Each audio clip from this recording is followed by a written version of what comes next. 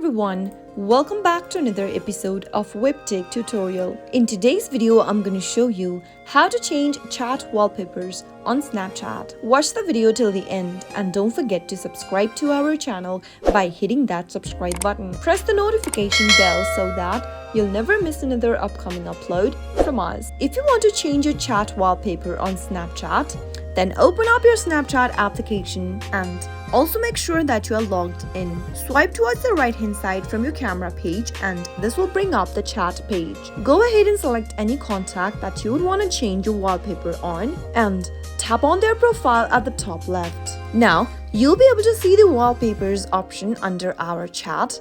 Give it a tap and in order to change your wallpaper for your chat screen, you need to upgrade to Snapchat Plus. Simply go ahead and start off with 7-day free trial, and once you are done with the payment, you'll be able to change the wallpaper in the chats for both yourself and your friends. That is how you'll be able to change your Snapchat wallpaper. You'll need to subscribe for Snapchat Plus in order to be able to do that. I hope the tutorial was helpful to you.